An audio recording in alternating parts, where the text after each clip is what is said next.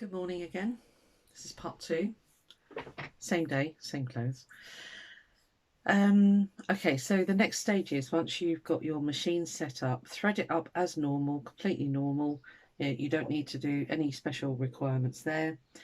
And then I think the best advice I can give you is the first time you do this, it's going to potentially be a disaster, okay?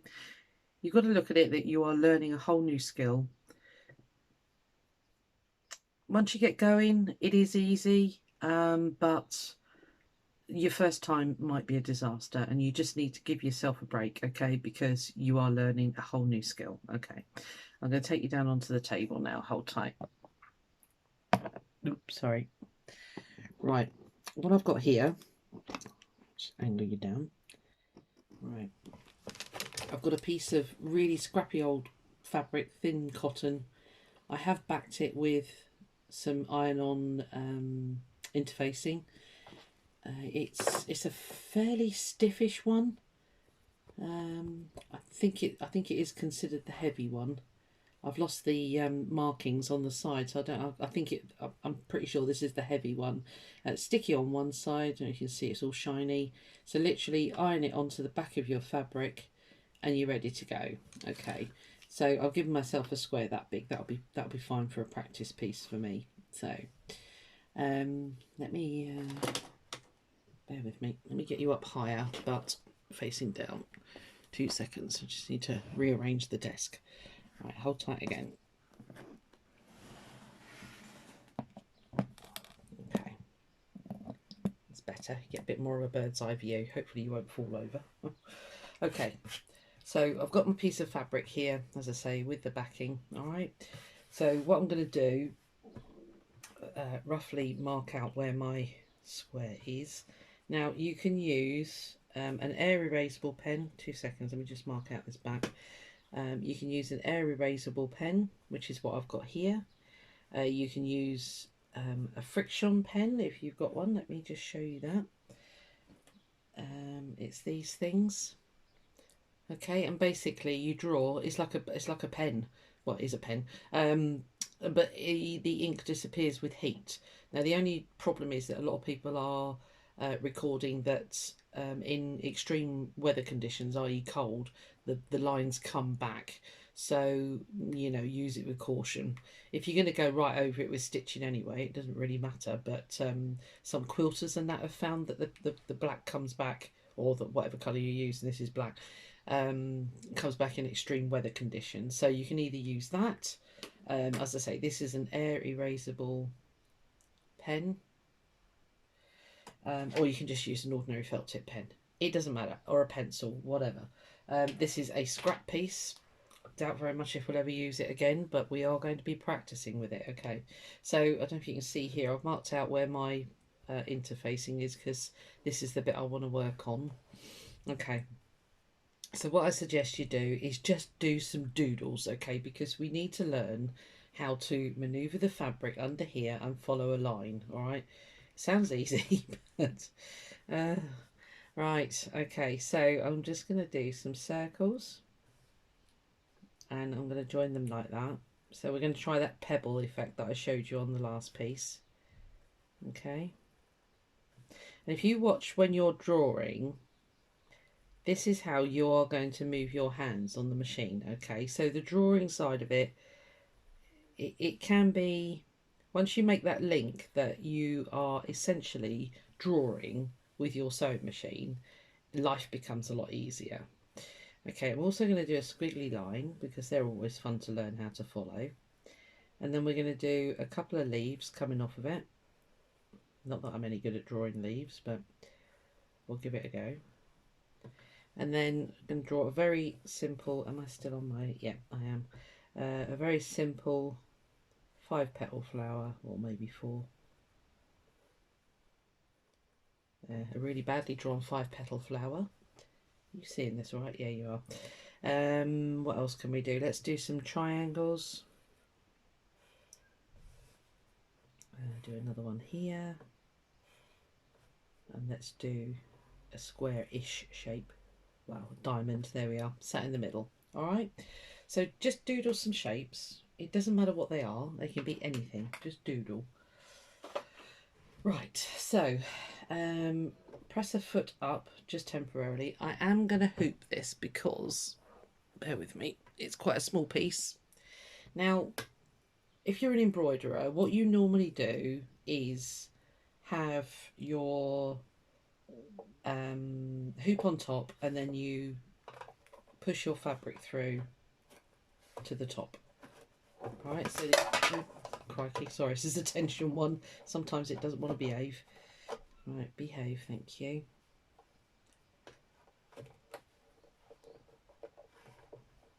Okay, here's today's struggle. Right, there we are. All right, so if you're an embroiderer, you do that. You have the fabric at the top of the hoop. All right, so and the scrap underneath. Okay, so for free motion embroidery, we do it the other way around because we want this as flat as we can to the bed of the machine. All right, so we lay the fabric on top.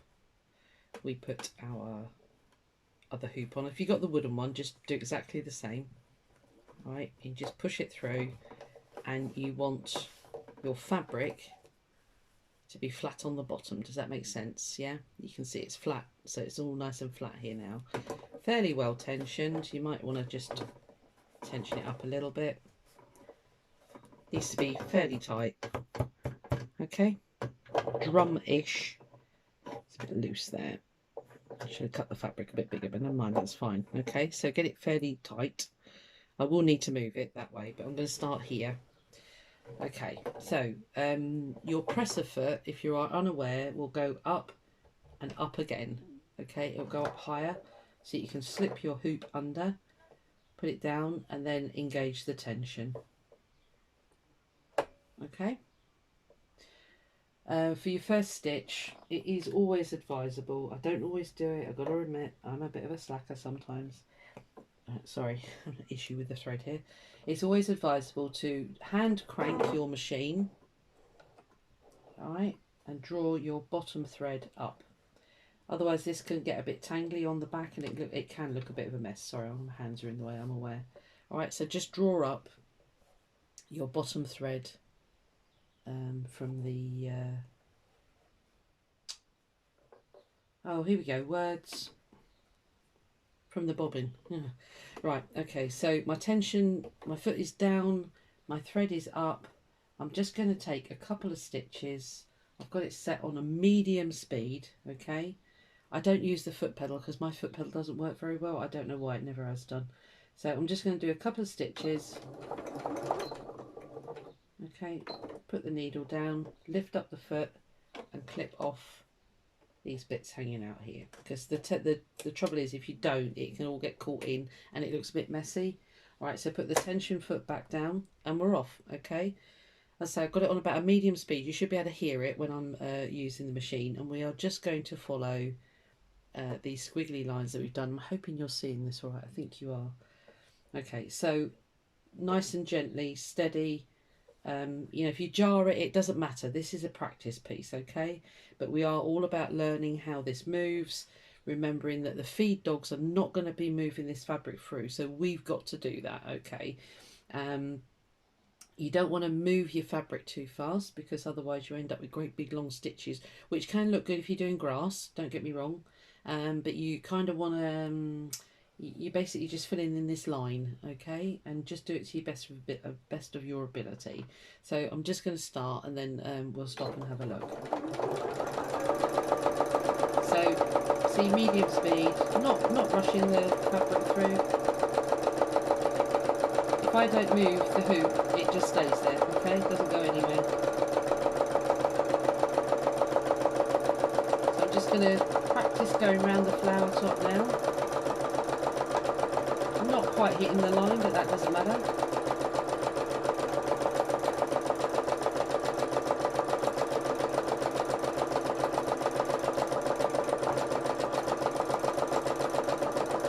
Okay, I'm going to go around there again.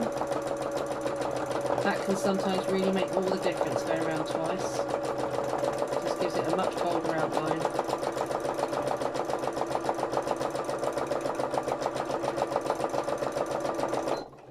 I'm going to stop there with the needle down because I want to work back this way, and you can do this. You can move your work around. If you can't see quite where you're going and you're worried about you're going to go offline, come back to where you were so that you can now see the next bit you want to do, okay? I'm going to do the leaf now. Again, I'm going to go around twice. You can go in and put in the detail, nice and steady up the middle, out to the sides, out to the sides, little movements. You see my hands, they're not making big movements. To the top, back down, again little movements. Let's go around again. Went off slightly, doesn't matter, it's the beauty of free motion. Going back up to the top of the leaf, out to the side, out to the side, out to the side, out to the side. Let's do one more down there. Okay, I'll stop again because I want to just turn it slightly. Okay, I'm going to work on the stem again. Just pushing gently. It goes a bit wobbly, it doesn't matter. It's part of the attraction.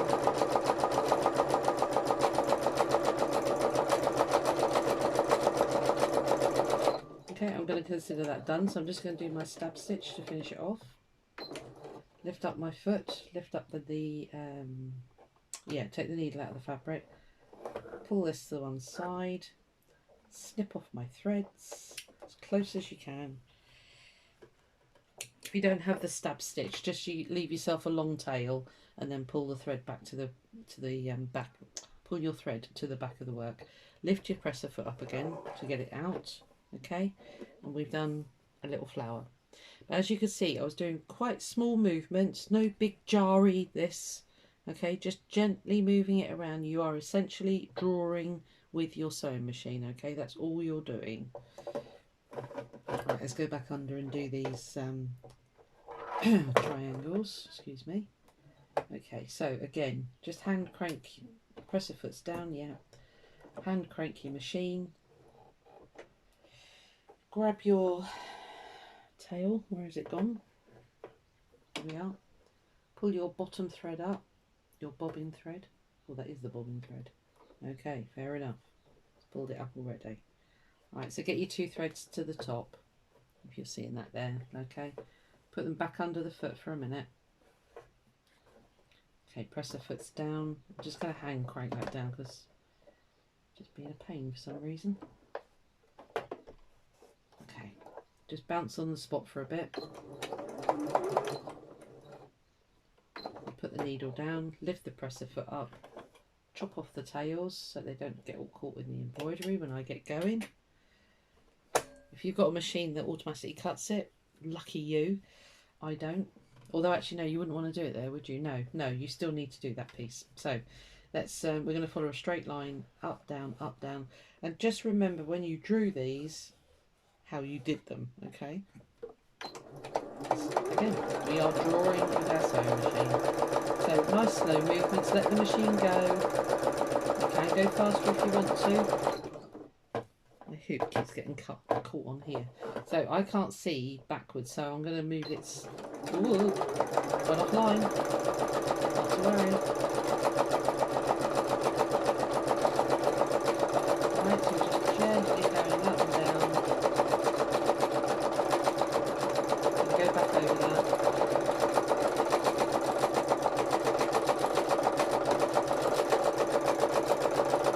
So no big movements with the hands, just gently. Machine's quite happy, it's just sewing.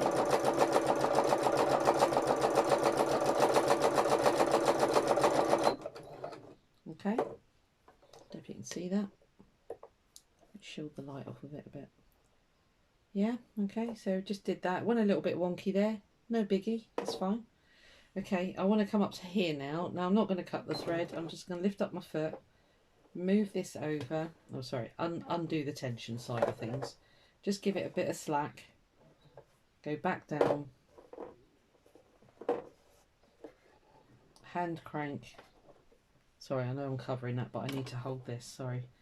Hand crank the needle back down, bounce up and down on the spot for a bit. Okay, and that will lock that in there. That's fine, and we'll cut that in a minute. Okay, so let's carry on. Press the foots down.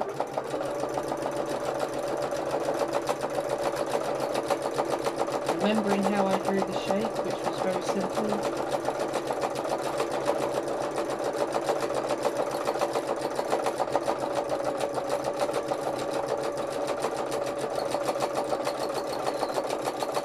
Again, because I'm finished here, I'm just going to do the lock stitch. Okay, press the foots up. Can now cut these threads. Okay, tidy up the front, tidy up the back. Alright, I'll just show you that one. Okay. Alright, so that's a good practice there, that's alright. Now I want to get to my circles, so I'm just going to move the hoop across slightly. And re-hoop. You just need to make sure you've got a little bit of space just to be able to, for your foot to be able to get in there. Oh. So if you've got the wooden ones, they are sometimes easier to handle, but this is handy because it just pops out every time. Sometimes not when you want it to. Right, okay, let's tension the fabric up a little bit again, okay? Right, semi-drumish. Right, so now we're going to do these circles. Now this is a lovely stitch. I love doing the pebble stitch. I showed you it on this one. I still haven't made the bag. Well, it's literally minutes after the last video. Okay, so it makes a really nice filling in stitch if you're doing a really a background. Okay, so again, lift your foot right up, get your hoop under, press a foot down. I'm going to hand crank again. I'll try and get my hand out the way this time. So hand crank, get the needle down, and then I'm just going to let it bounce, bounce, needle down, bring it round, get rid of that thread. Oh, I didn't pull the thread through, did I?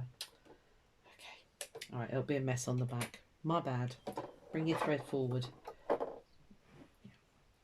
Up to you. You'll learn your own ways. I'm a bit lazy. I don't tend to do it, but I just wanted to show you the right way. Right, okay, so that light is very bright, but I need it. So I'm going to do these clumps of circles now, and I might just travel across here and then just do this one, okay? So again, medium fast machine, slow hands, okay? It's as simple as that. Remembering how we drew those, round and round and round, and that's kind of, like I said, you just draw in.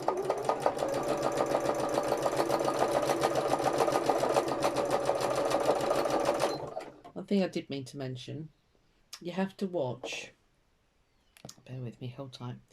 You have to watch here that you've got enough space back here, because sometimes you try and move your hoop and you think what's going on, and you realise you're hitting the back of your throat of your machine. Okay, so whenever you're doing it, if you're doing a bit here and your hoop was bigger and it was bashing there all the time, just turn it that way, okay, and you can still doing these because you're going to be moving forward and not sideways, if that makes any sense whatsoever.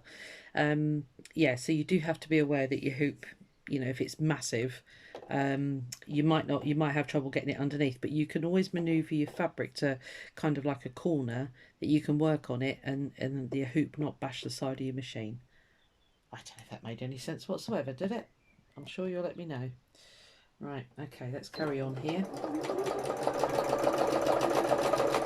So when you've done one, come to a bit where they join, and just do the next one. Don't worry if you go off the line, it really doesn't matter. Because this is an air erasable pen. When that line disappears, nobody's going to know that that's where you intended it to go.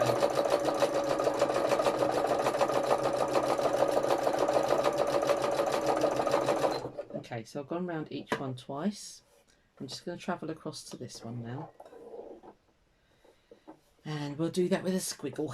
Let's do a squiggly line. Oh, see, now my hoop is catching on the back here. So let me turn it back that way. And I'll do my squiggle this way. I'm just joining up with those other ones. Smooth as you can with your hands. If you go off, it doesn't matter. Say these circles, the blue circles will disappear. So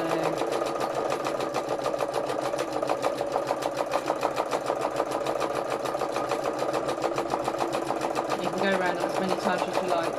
I wouldn't go too heavy because it gets very thick and your needle doesn't like it basically.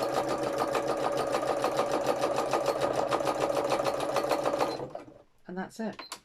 Let's do a stab stitch just to seal that one off. Okay. Again, if you haven't got the stab stitch, leave a long thread like that. Pretend we haven't stab stitched. Lift up your foot, grab the back of your back thread, as it were, and it should, if you pull it, it should pull through the front thread with it. Okay, and take it all to the back of your piece of work. Okay, so there we are. Went over all our doodles. All right, and that just gives you a rough idea of speed. Yeah, speed, how to, you know, just keep it moving. You don't have to hoop. It is completely up to you. You might find it easier with the hoop when you're first starting. When you're not using the hoop, it can get a bit pucker. So I will show you. It might do it if I do it now. So bear with me because my thread has decided to unthread itself. I'll just pull my... Oh, come on, behave. You're on camera. Right. Okay, I'm going to do it without the hoop now. So still on the piece with the interlining on the back. Right, let's do it properly this time. Hand crank. Pull the thread up from underneath. Sorry, I know my hand keeps getting in the way, but okay. You had it there. Okay, so just going to bounce up and down. That's all it needs. Put the needle down, lift up the presser foot, grab your threads, snippity doo-dah. Presser foot back down. Always remember to put your presser foot down. You'll soon know if you haven't done it because it will be a right bunch of right, so here we go. This might pucker and that'll be good to show you that actually. So let's see if it'll do it. And the threads come undone. Oh, lordy lordy, it's all set to try me today. Right, undo the tension, put the needle threader on. I'm not going to bother to drag the threads through from the back. You've seen me do that now. Okay, so just going to do a couple of, just so it's locked in. Right.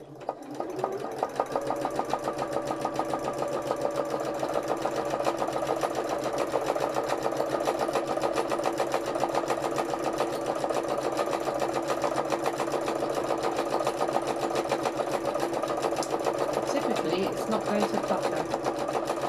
If I go over it a bit more heavily, it might.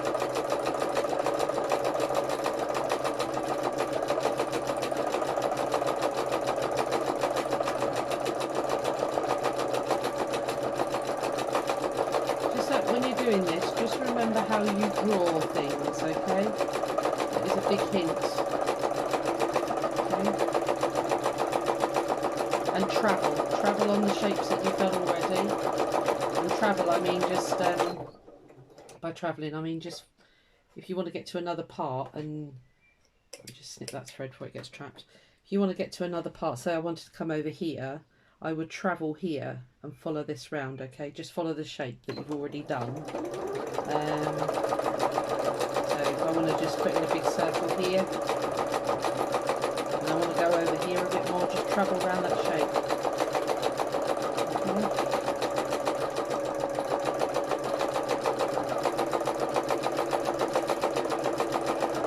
Don't move your fabric too fast.